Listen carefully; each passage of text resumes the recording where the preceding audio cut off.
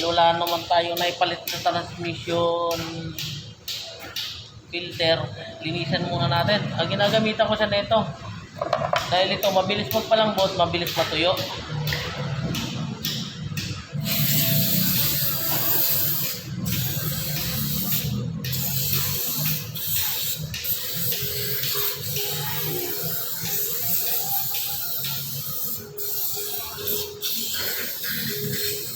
Ayan o, ilalabas yun.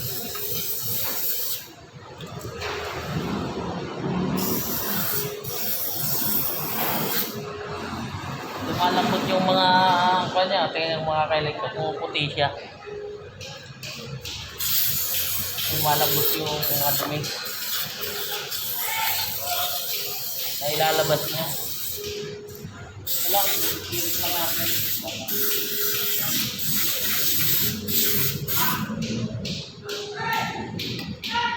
Ito, may o-ring nga pala yan dito. Kung sakaling gayahin nyo yung procedure na ganito, tatanggalin nyo muna itong o-ring na to. Kasi kailangan magsigurado na tayo, di ba? Ayan. Baka mamaga eh.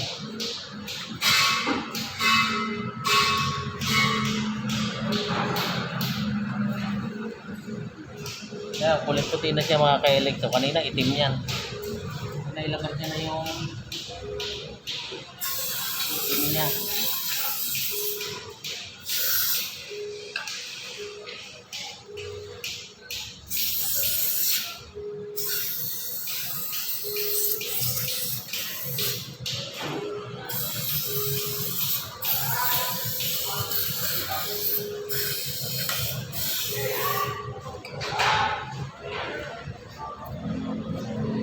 Siyempre, mahanginan natin.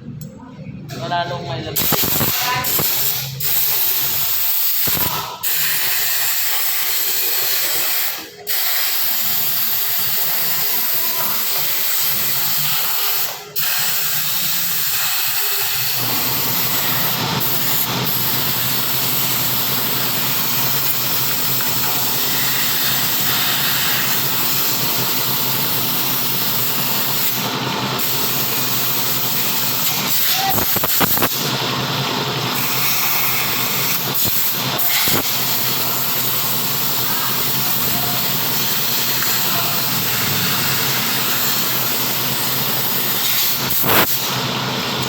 Ayan na mga kailig. So, para ka na rin bumili nito ng bago.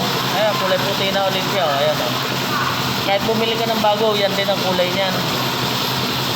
Tanggal natin yung mga lumang laki sa loob.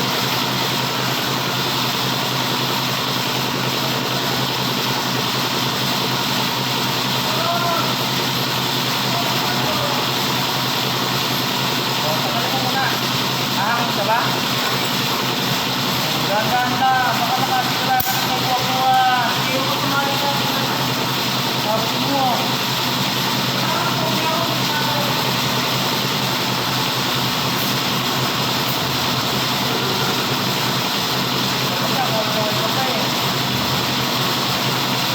Ayan mga kailig. So, ayan.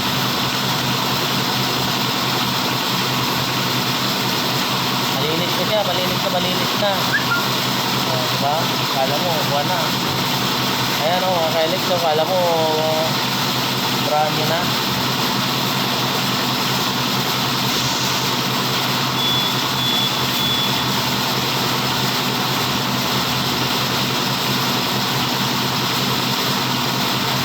Buwan lang yan. Tiyaga-tiyaga lang. Ito paano, iwas malaki gastos ba? Ito yung bomba niyan, sabi ko may o-ring dito yan mga kailig. So, dahil tatapusin natin siya, balik na natin. So yan, diba? Sunod naman natin linisin itong oil pan niya. May magnet nga pala yan mga kailig. Ayan. May designated area dito yan.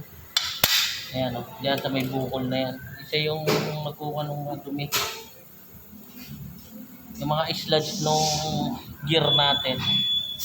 Ito yung nag-iipon para hindi masama lahat.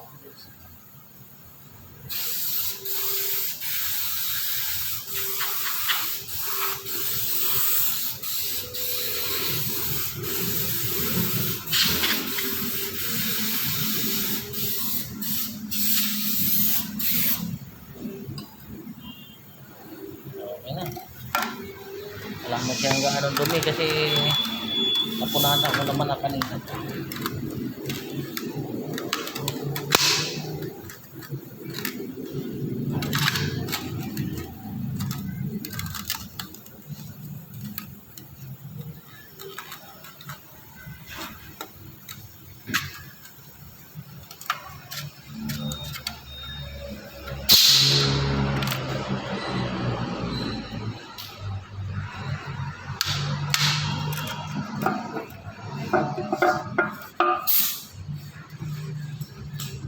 Okay na. Ayan na, malinis na.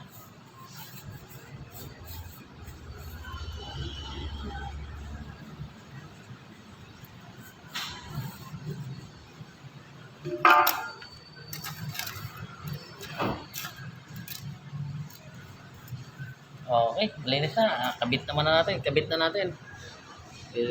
Dahil nalinis na natin siya. Linisin muna natin yung pinaka-transmission para ayos na balik.